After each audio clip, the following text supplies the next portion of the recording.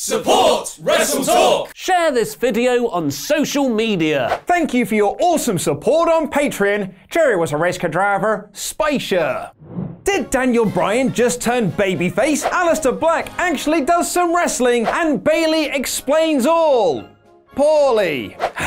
And was the AEW Championship really stolen like a bit of the bubbly? Click the timestamps down below to jump to any of those news stories. And stick around for the end of today's video, where we'll be showing Pete Quinnell's terrible time during the It Chapter 2 live experience. And subscribe to Screen Stalker, where Ollie Davis will be giving his full review of the movie tomorrow. I am Luke Owen. Press the thumbs up and subscribe buttons. Get your tickets to see Ollie and I do the Wrestle Ramble live using the link below. And leave a comment to answer our question of the day. Who do you want to see win King of the Ring? And make sure you vote in the poll above my head to let me know what you thought of the show, where you can choose from Smacknificent, Smacktastic, Smack Bang in the Middle, Smackdowner, and a Daniel Bryan smack in the face. This is the 3rd of September 2019 edition of SmackDown Live. If you watched yesterday's Wrestle Ramble, you'll know that I was quite excited about this Bayley heel turn. I mean, clearly it was a last-minute decision, but there was some level of intrigue there, particularly around her entrance, her attire, her personality. Io Shirai didn't just turn heel in NXT, she completely reinvented herself on the brand and felt like an awesome new character. Well, WWE didn't do that with Bayley, who still came out to a happy, clappy music with the wacky tube men smiling and playing babyface. Took you less than 24 hours to drop the ball on this one, lads. I think that's a new record. Bayley cut a bland and boring promo saying she was loyal to Sasha Banks, which brought out Charlotte Flair, who called herself the Queen of Selfishness. So it's a heel versus heel feud. Rad. Sasha Banks came out and the pair beat down Flair with a chair to thunderous chants of "one more time" from the crowd. So you know this heel turn's been very effective. This was a monumental failure on virtually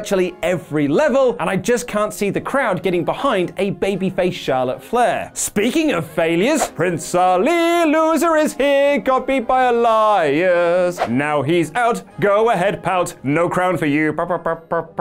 This was a really good match, with Ali targeting the arm of Elias and Elias going after Ali's leg. And there were some really cool spots, including Ali jumping off the top rope to the floor, only for Ali to super kick him in midair. Elias's leg tactic worked, however, and he won with the drift away to advance in the King of the Ring tournament. Samoa Joe was backstage with Kayla Braxton to say he was scouting the competition, and later told Chad Gable that he's short, despite the two basically being the same height. Alexa Bliss and Nikki Cross, who were babyfaces on this show if you're still keeping score at home, found their Clash of Champions challenges when they lost to Fire and Desire in a simple match. This company couldn't give less of an F about these titles. Randy Orton cut another really good promo on Kofi Kingston, saying the WWE Champion has fallen into all of his traps, challenging Kofi to come out for a match right now. But sadly, Kofi fell for another Orton trap and was beaten down by the Revival. He tried to fight back, but fell to the super RKO. And I cannot wait for next week when New Day reunite and beat these guys down. This is very simple and effective heel babyface booking.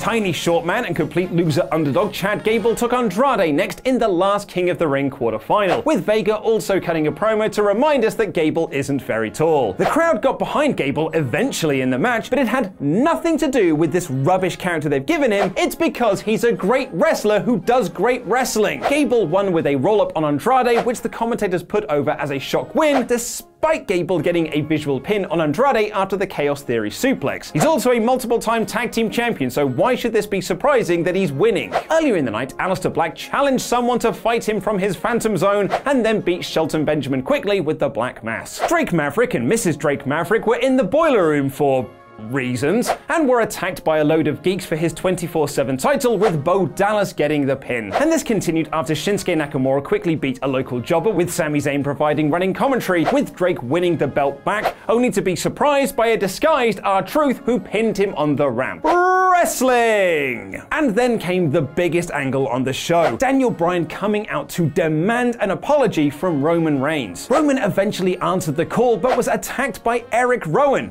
who got his first name back, and laid him out with the devastating Iron Claw Slam. Bryan was trying to stop him in all of this, and Rowan shoved him down, challenging Bryan to get in the ring and slap him again. He told Roman that he would beat him at Clash of Champions, and then tried to put the big dog through the announcer's table. But Bryan stepped up and did slap him, taking the Iron Claw through the table instead of Roman. This really felt like a babyface turn for Bryan, who stood up to the big monster to protect Roman, and this whole angle did a good job of making Rowan look like an unstoppable force. The problem, of course, is that it's going to lead to a Roman versus Rowan match, which sounds horrible on paper. There was some decent stuff on this week's SmackDown, but it certainly didn't feel like the follow-up to Raw. The in-ring action was good, and it was given a lot of time, and the Randy Kofi stuff was very good, but the Bayley heel turn explanation was a complete dud. This week's SmackDown Live is smack bang in the middle. And now over to Pete with the news about the AEW Championship being stolen. Little bit of bubbly.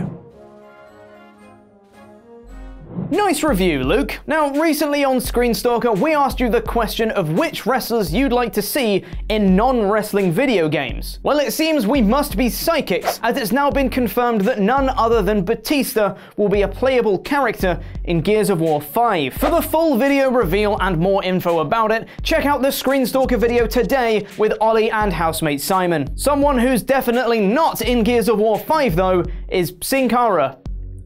What a segue. Cara was last seen in the 51-man Battle Royal at Super Showdown. However, the last we'd seen of him before that was in August 2018, where he underwent knee surgery after a brief feud with Andrade. Now it seems he's on his way back, as he tweeted out saying that he would be at the September 29th live event in El Paso, Texas. However, it's worth noting that Cara resides in El Paso, so this may just be a one-off without a TV follow-up. Something that the wrestling world will no doubt be following up on, though, is one Marty Scurll. Former Bullet Club and Elite member Scurll has been doing his darndest in Ring of Honor. However, his contract in the promotion reportedly expires in November this year, according to Sports Illustrated. If this is the case, Scurll will be a free agent before long. However, one would have to speculate that he may not be a free agent for very long, considering he's very good friends with those who are in a position of power in AEW, having been a member of the Elite and of Bullet Club. Marty Scurll to AEW confirmed. Speaking of AEW, and their very first broadcast on TNT, which was Countdown to All Out, a program designed to build hype for the show,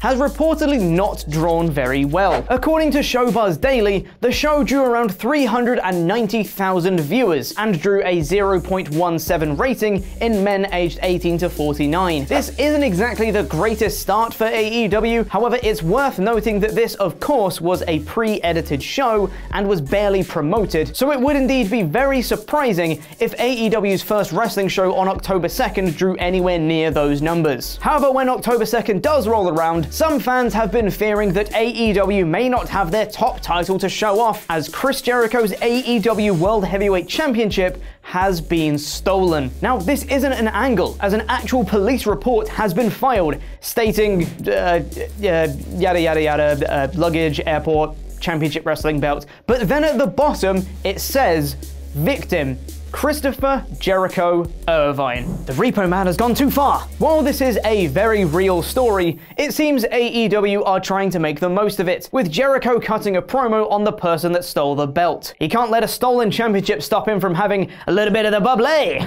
Well, now they seem to be trying to turn it into an angle. I expect someone to attempt to run over Jericho, some scaffolding to fall on him, and an Eric Rowan lookalike to be involved somewhere along the way. We've got some rather exciting news for us over at Screen Stalker, where we've teamed up with Cineworld to be our new shiny movie features partner. To kick things off, they sent me and Laurie to the It Chapter 2 experience ahead of Ollie's full review of the movie in tomorrow's episode. Here's a brief clip of me yelling at clowns and creepy stuff, and you can watch the full version of this in tomorrow's episode as well. I don't like this. This platform's shaking, by the way. You can see something on the other side of this door, and I don't like it. Ready?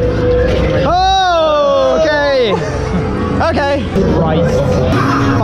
Me. I don't like it. It's the creepy house. We have to actually go in the house. I hate this. Yeah, oh god. Yeah, man. You guys going very Jesus Christ. Okay. Head straight forward, okay? Cool. Go. Oh!